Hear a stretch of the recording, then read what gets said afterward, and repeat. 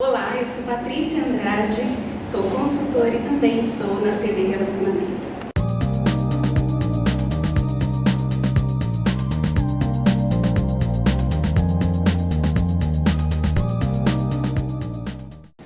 Olá, internautas, iniciamos mais um programa Gestão Executiva. Hoje o programa está ultra top, porque nós temos aqui um profissional que vai surpreender vocês, tá? Renato Senlin, graças a Deus, muito obrigado, viu? Prazer, você trazer uma pessoa do teu calibre aqui para a gestão executiva. Imagina, eu tenho prazer. Renato, conta um pouquinho para os nossos internautas onde você nasceu, né? Um pouquinho da sua trajetória profissional e esses projetos novos também. Sim. Bom, eu nasci em Osasco, uma cidade aqui de São Paulo. Ela é antiga como território, mas em emancipação de 63 anos, ela não. É isso? Isso, 63 anos tá pouco, né? É. Quando eu cheguei lá já estava emancipado, eu estou com 54 anos, então já fazia 9 anos que ela estava emancipada. Então. Mas, então eu nasci em Osasco, uma família muito simples, como a maioria de Osasco, e eu sempre tive um incômodo muito grande com relação a coisas que eu ouvia do mundo. Coisas do tipo, a felicidade é uma coisa momentânea, uma coisa que você não vai tê-la constantemente, que quem nasceu pobre morre pobre, todos esses ditados populares eu tinha um certo incômodo com eles. E eu percorri a minha vida buscando muito um crescimento profissional, um crescimento de mentalidade. Sempre gostei muito de estudar sobre coisas diferentes do que se passava na escola. Na escola eu passava de ano, mas eu gostava de estudar assuntos diferentes. Minha mãe era uma pessoa muito estudiosa, lia muito sobre Frei Albino, lá atrás, sobre física quântica, sobre neurolinguística, quando não nem se falava sobre isso. Não era moda. Me lembro que uma vez, eu sempre conto essa história, que uma vez uma cama da minha mãe quebrou e o estrado não desceu, porque tinha tanto livro embaixo. Os livros, ela ficou sustentando alguns livros. Não foi física quântica. Não, foi a quantidade de livro que tinha embaixo. Então ela foi uma grande impulsionadora desse lado meu.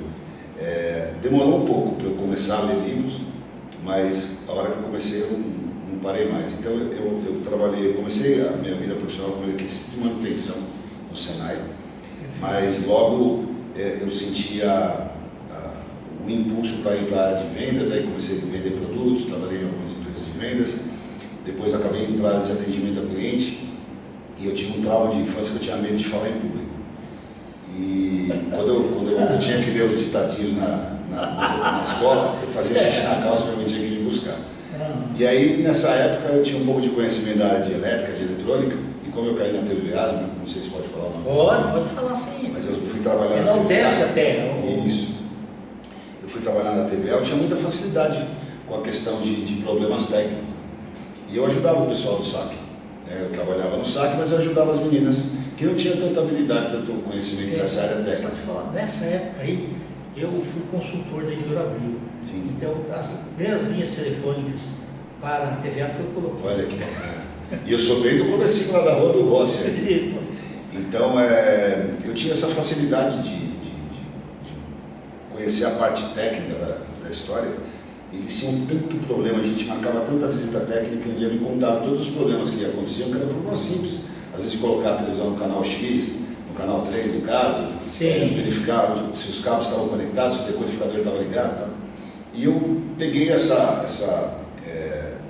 conhecimento do pessoal da área técnica e comecei a ensinar o pessoal da central de atendimento. E caiu a quantidade de visitas técnicas assim assustadoramente. E os clientes ficaram contentes porque a gente já resolvia pelo telefone. E aí me chamaram para ir para a área de treinamento. Eu falei, mas caramba, eu não consigo nem falar em público que eu tenho trauma e vou trabalhar na área de treinamento de jeito nenhum, não aceito, não quero. Eu vou ensinando de um por um aqui, mas eu não me coloca na área de treinamento, não vou conseguir. E aí, em paralelo a isso, eu tinha entrado na faculdade e também ia ter a primeira matéria que eu tive de filosofia, trabalho ia ser um monólogo. Eu falei, puta, eu saí da faculdade também. Cheguei em casa e falei, pai, você é da empresa, você é da faculdade, porque tudo está me chamando para dar treinamento para pessoas e eu não tenho essa habilidade. E aí me foi apresentado um livro indo a um curso sobre o poder da palavra. E aí eu fiz esse curso e o professor desse curso falou assim: tudo que você fala, você plasma. Tudo que você plasma acontece. Foi o primeiro contato que eu tive com a metafísica, com a neurolinguística. E aí, quando eu dei o intervalo do curso, eu grudei na perna desse professor. Eu falei: não, me ensina direito isso. Ele me explicou, falou: você fica na frente do espelho e fala assim: se você é um bom jogador de futebol? Eu falei: sou. Mas sabe quando você não é? Você fala que você é, que você joga muito bem no futebol, e que você foi no campeonato, que você marcou gol, e começa a falar isso para você todos os dias. E acreditar nisso. E conta para pessoas que não vai ter problema essa mentirinha. É uma mentira que é positiva para você. E aí você vai ver que daqui a pouco você vai começar a jogar futebol. Putz, eu comecei a falar que era uma pessoa que gostava de falar em público, que dava palestras, etc e tal. E realmente, no dia que aconteceu a apresentação da faculdade, a hora que chamaram meu nome, quente, eu não vi mais nada, ficou tudo escuro. E passado não sei quanto tempo, eu acordei, quando eu acordei eu estava na frente da sala, com todo mundo me aplaudindo. E eu fiz a apresentação para a minha classe, o meu trabalho foi o melhor dos primeiros anos, eu apresentei na faculdade inteira. E a partir dali eu comecei a trabalhar com área de treinamento, me apaixonei, porque eu sou completamente... Tem gente que fala assim: eu gosto de carro, eu gosto de casa, eu gosto de roupa, eu gosto de viajar, eu gosto de gente. Eu sou completamente apaixonado por gente. E eu pude perceber o quanto o conhecimento me tirou numa zona de profunda tristeza, profundo medo, e eu pude me desenvolver. Eu falei: eu quero entregar isso para o mundo, eu quero entregar isso para as pessoas. E eu passei a estudar cada vez mais para poder entregar isso para as pessoas. E dali para frente eu vivia minha vida, minha carreira inteira, por mais que eu estivesse na área de vendas ou na área de treinamento, era sempre treinando, desenvolvendo. E as portas sempre se abrindo. Assim, eu acho que nunca fui tão feliz como eu era quando eu vi uma pessoa que tinha um tipo de sensação e eu pude ser ferramenta, porque eu percebi uma coisa na minha vida: nunca eu criei nada, nunca eu desenvolvi nada assim que eu dissesse para você: eu desenvolvi essa técnica de treinamento. Eu sempre aprendi com outras pessoas, ou Deus me mandou, ou eu aprendi na Bíblia, eu aprendi com outros profissionais, mas eu só aprendi. Tudo que eu aprendi eu repassava, tudo que eu aprendi eu repassava, tudo que eu aprendia de novo eu agregava nos treinamentos. Só que assim, e eu fui ferramenta. Você pegou o melhor de tudo que você aprendeu e colocou um liquidificador e bateu.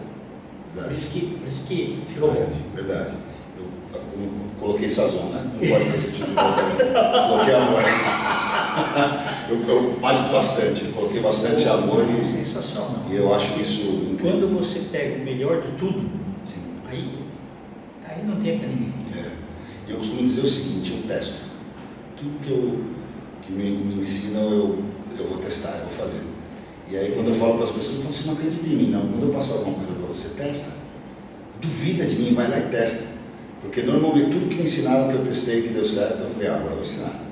E eu acho que um grande aprendizado meu foi manter a mente aberta, porque a gente não sabe tudo, mas tudo vem até nós no momento que a gente precisa.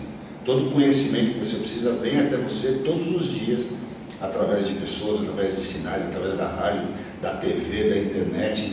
Toda hora você está tendo informações de sinais, de caminhos que você precisa. Comparando o Renato Senhor de hoje com o de 20 anos atrás, é outra pessoa? Eu acho que é outro tudo. Certo. Completamente. Eu acho que a única coisa uma versão melhorada. Eu acho que a única coisa que eu mantenho, que de verdade, assim, é meu amor pelas pessoas. O resto mudou tudo. Nada do que eu fiz no passado. Tem gente que fala assim: eu me orgulho muito do meu passado. Não, eu não me orgulho não, eu sou diferente, pô. Eu acho que se eu não tivesse passado, eu sou muito grato por todas as coisas que eu passei. Sim. Mas eu errei tudo que o ego, Renato, se posicionou, fez, ele errou. E tudo que Deus me intuiu, o amor me intuiu a fazer, mudou o jogo. Não dá ruim nunca. Tem uma pergunta que eu faço para mim às vezes não, quase todo dia. Quando uma cena acontece na minha frente, eu faço uma pergunta para mim assim: o que o amor faria agora? Que eu aprendi com um livro, Conversando com Deus. Ou o que Jesus faria agora, nessa cena? E a resposta é tão rápida e tão precisa. E quando você E faz... assertiva, e assertiva. E quando você faz o que Jesus faria naquela cena, é impossível errar. Agora, quando você faz o que o Renato faria naquela cena, erra todas as vezes. Tem que corrigir depois. Então, como que você, vamos pensar assim no ser humano, né? Então você analisa, por exemplo, o currículo de uma pessoa. Tá? Ele pode estar bem bonito escrito, mas é a ponta do iceberg, né? Que são habilidades e competências. Sim. E às vezes, muitas vezes se contrata por aquilo e a pessoa é dispensada pelo comportamental, que é a parte subversa. Perfeito. Né? Aquela parte que derrubou o Titanic. Sim. Nos treinamentos você foi identificando que tem pessoas que às vezes você fala assim, ele fazia pergunta, esse daqui vai ser um ótimo entendedor, e às vezes não, e às vezes aquele que quase não conversava nada se torna melhor. Então você teve que trabalhar bastante essa parte comportamental, né? E falar, preciso aflorar o soft skills das pessoas, para que elas trabalhem com prazer, que trabalhem com aquilo que gostam, com prazer, e procuram se desenvolver. E o fechamento de tudo, né, o coroamento do seu trabalho foi essa parte da espiritualidade. Eu diria que eu descobri por último, mas ele tem que ser o primeiro. Mas precisava. Sabe eu por quê? descobri por último. Às vezes é o seguinte, como a parte mais importante normalmente é por último. É assim. Para fechar. Tá bom. Aprendi mais uma hoje. Porque o que eu vejo, é assim, quando a pessoa, todas as pessoas têm um potencial gigantesco, mas quando ela não sabe quem ela é, e muito se fala sobre isso hoje, você tem autoconhecimento, você sabe de verdade quem você é. Eu acredito muito em Deus. Sim. Então tem uma essência que é natural a todos. Todos são exatamente a mesma essência, é feito pela mesma base. Todo mundo é o amor, todo mundo é espírito, todo mundo está nesse mundo aqui para se relacionar e para amar o próximo. Isso é uma base. Então tem alguns adjetivos que eu inclusive vou depois te pedir conselhos e dizer que eu vou te pedir ajuda. Eu quero te pedir ajuda para escrever um livro que eu tenho aqui no meu coração, eu quero colocar ele para fora. Mas se colocar os adjetivos perfeitos assim de quais são as qualidades que cada ser humano carrega. Isso é intrínseco de que o que Deus deu para a gente, para todos iguais. Mas existe uma cereja do bolo que Deus colocou no coração de cada um, ninguém é igual. Então cada um tem uma habilidade, tem um dom, tem uma poçãozinha mágica que ele gosta mais, que ele se dá melhor fazendo determinada coisa. Então, você descobrir quem você é e descobrir seu propósito, descobrir o que foi lá no livro da vida que Deus escreveu, que você vai fazer, eu acho que isso é a base de tudo. A partir disso, você entregar para as pessoas aquela habilidade que você tem, através do amor que está na sua base, isso muda tudo. Aí você pode perceber assim, qual é o skill dessa pessoa, onde ela se dá melhor, porque não tem ninguém ruim. É que às vezes nós como gestores e não treinadores, tem muita gente que fala que o mundo tem muita gente sem qualificação. Eu penso diferente. Eu acho que nós qualificadores paramos durante muito tempo de qualificar pessoas e entramos no operacional do jogo, e aí a gente deixou um gap muito grande no mundo de gente sem qualificação. Eu acho que agora a gente tem que retomar isso. Pessoas como você que têm um conhecimento absurdo, a gente teve a oportunidade de conversar, sei lá, 10 minutos no telefone, eu fiquei impressionado, né, com a sua inteligência, com a sua capacidade, com o seu conhecimento. Então a gente precisa ser devoto a voltar a treinar as pessoas. Em vez de ficar reclamando que não tem gente especializada, a gente precisa especializar essas pessoas. E aí, especializando essas pessoas, esse skill aparece aflorado, a gente consegue conectar as pessoas, cada um no seu lugar certinho, e aí o resultado não tem jeito errado. É verdade, é verdade. Não, e a gente confiando, né, e continuando fazendo o bem das pessoas, isso é fundamental. Sim. E tem um desenho muito fácil da gente enxergar que cada pessoa tem que ser tratada de um jeito. Cada pessoa tem uma dor, cada pessoa tem uma dificuldade, e eu acho que a nossa sabedoria como mentores é fazer um treinamento de base do que é essencial, individual, mas coletivo, mas fazer um treinamento individualizado depois. Porque cada um precisa daquela sementinha, daquele toque individual, porque ela é um indivíduo. Ela tem uma beleza individual por cima da coletiva, que é o amor de Deus. Ou seja, cada pessoa tem um poder e propósito. Sim. Isso é muito sábio. Entender isso. Bacana. Você acha que esse ano ainda sai o livro? Não, eu acho não. Se você me deixar escapar dessa responsabilidade, eu até vou colocar aqui publicamente quem vai me ajudar, a gente faça uma oração aí junto, um pensamento positivo. Eu quero muito a sua ajuda para a gente escrever o primeiro livro.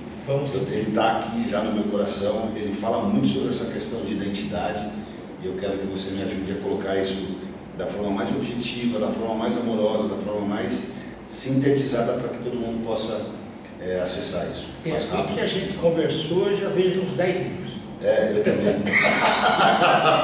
Legal. Eu também. Renato, você pode deixar seus contatos? Primeiro eu queria que você deixasse uma mensagem para as pessoas, né?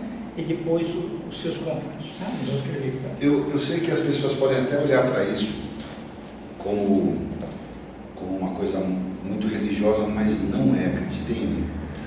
Quando eu falo sobre reino, eu estou falando sobre uma energia, uma frequência de amor de Deus que está dentro de cada um de nós. Enquanto você não encontra essa frequência de amor dentro de você, tudo que você faz tem uma energia. Se você estiver na frequência do medo, você vai atrair medo, você vai viver medo, pensar medo e vai atrair medo. Se você estiver numa frequência de amor, você vai pensar amor, você vai atrair amor e a sua vida vai ser uma manifestação de amor.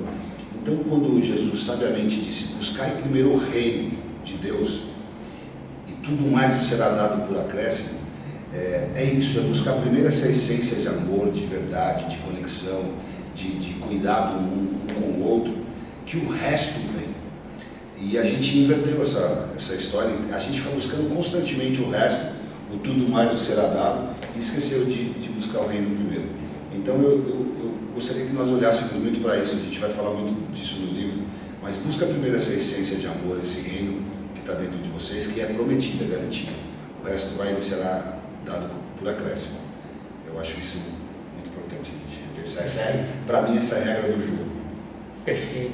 Pode falar seus contatos, eu escrevi também? Bom, quem quiser entrar em contato comigo, quem quiser me seguir nas redes sociais, meu nome é Renato Senglin, a minha rede social é Renato Senglin mesmo, e o meu telefone é o 11 98159 1177. Eu pediria que vocês me mandassem um zap primeiro, porque tem um bloqueiozinho para não receber ligação de quem eu não conheço. Então, quando vocês me mandam o WhatsApp, eu já identifico quem é, já cadastro e a gente vai estabelecer contatos para aconselhamentos, palestras e tudo mais que o universo precisa. Perfeito. Fechado? Renato, gratidão, tá? Eu quero agradecer para a Mônica Aigo, que acabou nos aproximando. Sim, uma pessoa incrível, maravilhosa. Ela é um exemplo de tudo isso que a gente está falando. Pense uma pessoa com um coração maravilhoso. E ela falou outra coisa sobre você, agora aquela Mel, né? Ela falou assim, meu irmão, você sabe como eu sou, sabe? Você sabe o quanto a gente se relaciona, o quanto você conhece o meu coração. Então eu só conheço gente boa. Então, essa gente boa que ela falou é você. Obrigado você pela oportunidade. Obrigado a você. Internautas, com os agradecimentos então a esse fantástico profissional Renato Senglin, nós finalizamos mais um Gestão Executiva. Grande abraço e até a próxima. Até.